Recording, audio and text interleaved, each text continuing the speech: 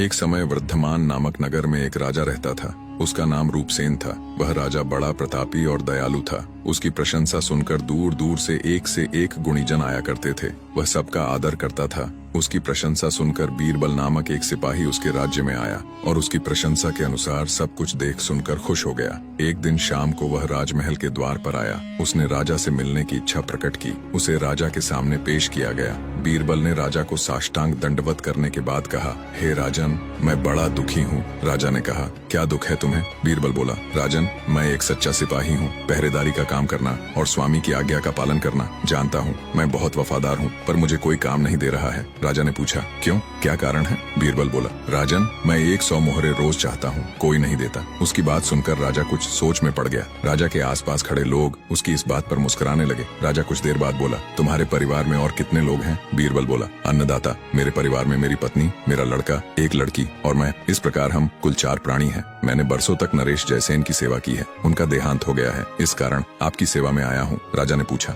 वह क्या देते थे? बीरबल बोला, अन्नदाता उनसे 100 मोहर रोज पाता था। राजा ने कहा, इतना वेतन तो कोई नहीं देता है। बीरबल बोला, राजन, मेरी सेवा का यह मूल्य भी कम है। राजा रूपसेन ने कुछ विचार करने के बाद कहा, अच्छा, हम तुमको रख लेंगे, तुम हमारे साथ रहोगे। बीरबल खुश हो गया। दरबारी आश्चर्य में पड़ गए। वह राजा की आलोचना करने लगे। राजा रूपसेन ने कुछ न कहा। बीरबल को 100 मोहर रोज पर अपने पास रख लिया। बीरबल सारी रात जगकर राजा के शयन कक्ष के बाहर पहरा देता था। सवेरा होते ही वह 100 मोहर रोज लेकर चला जाता था। एक दिन राजा ने अपने गुप्तचर को बुलाकर कहा, बीरबल 100 मोहर रोज ले जाता है, पता करो वह क्या करता है। गुप्तचर ने बीरबल की निगरानी शुरू कर दी। उसने देखा 100 मोहर मिलने पर 25 मोहर तो वह गरीबों को दान कर देता था। तुम लोग ईश्वर से प्रार्थना करो, राजा रूपसेन दीर्घायु हो, वह उनसे प्रार्थना करवाता था। 25 मोहर वह नाना मंदिरों में देवी देवताओं को चढ़ा देता था। 25 मोहर ब्राह्मणों को दान करता था। 10 मोहर वह विधवा व अनाथों को देता था। 10 मोहर वह कोढ़ियों और अपाहिजों को दान करता था।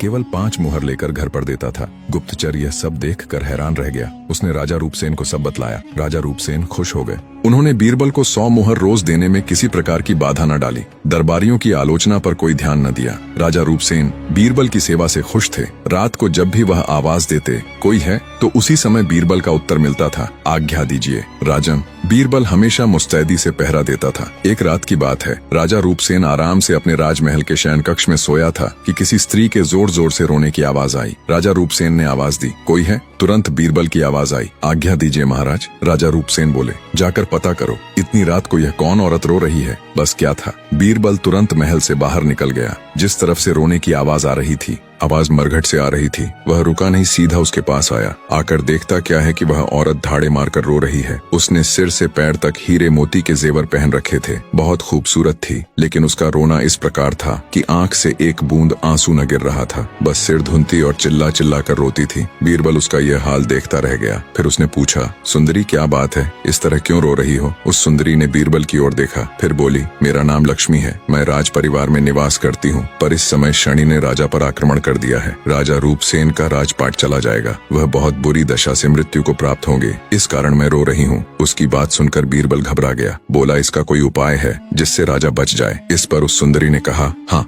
अगर कोई देवी के चरणों में अपने बेटे की बलि स्वयं चढ़ा दे तो राजा रूपसेन पर आया शनि भाग सकता है। इस बलिदान से ही देवी प्रसन्न होकर राजा रूपसेन का संकट दूर कर सकती है। लक्ष्मी की बात सुनकर बीरबल गंभीर हो गया। वह वापस लौट पड़ा। संयोग कुछ इस प्रकार का रहा कि जब बीरबल राजा रूपसेन की आज्ञा मानकर राजमहल से निकला था तो रूपसेन के मन में आया कि देखा जाए बीरबल क्या करता है। वह तुरंत वेश बदल बीरबल के पीछे पीछे चल पड़ा। उसने श्मशान में हुई इस सारी बातचीत को सुना। वह हैरान रह गया। फिर बीरबल वापस लौटा तो वह भी पीछे हो लिया। बीरबल वापस लौटकर राजमहल नहीं गया। वह अपने घर आया और अपनी पत्नी को उठाकर सारा हाल बतलाया। पत्नी ने कहा, स्वामी के लिए हमारा यह कर्तव्य बनता है। 100 मोहर हम क्यों लेते थे? चलो पुत्र का बलिदान कर दो। वह तैयार हो गई। उसने बेटे को उठाकर सारी बात बतलाई। बेटा भी मान गया। बोला, पिता के सम्मान के लिए मैं अपनी बलि देने के लिए तैयार हूँ। तब बीरबल अपने बेटे को लेकर देवी के मंदिर रवाना हो गया। साथ में पत्नी और बच्ची भी हो लिए। राजा रूपसेन हैरानी के साथ पीछे पीछे चल रहा था। वह सब देवी के मंदिर में आए। बीरबल ने देवी की पूजा से निवृत्त होकर प्रार्थना की, हे देवी, मेरे राजा रूपसेन पर आपदा न आए, शनि का प्रकोप न हो, मैं अपने पुत्र की बलि चढ़ाता हूँ, प्रसन्न हो जाओ माता। और बीरबल ने अपने पुत्र का बलिदान कर दिया। यह देखकर उसकी बहन ने तलवार से स्वयं अपनी गर्दन काट ली, यह कहकर कि जब भाई चला गया तो वह जीवित रहकर क्या करेगी। बीरबल की पत्नी ने भी अपनी बलि चढ़ा दी। बेटा बेटी चले गए तो मैं क्यों जिंदा रहूं। यह हाल देखकर बीरबल ने भी अपनी गर्दन काट डाली कि जब परिवार ही चला गया तो वह किसके लिए जिंदा रहे। मंदिर में चारों ने बलि चढ़ा दी। यह दृश्य देखकर राजा रूपसेन भी अपने को नहीं रोक सका। उसने वही तलवार उठाकर अपनी गर्दन काट डाली। यह सब बलिदान देखकर देवी प्रसन्न हो गई। उसने सबको जीवित कर दिया। राजा रूपसेन पुनर्जीवन पाकर और सबको देखकर प्रसन्न हो गया। वह बीरबल को उस परिवार राजमहल में ले आया, सबको सुखपूर्वक रखा।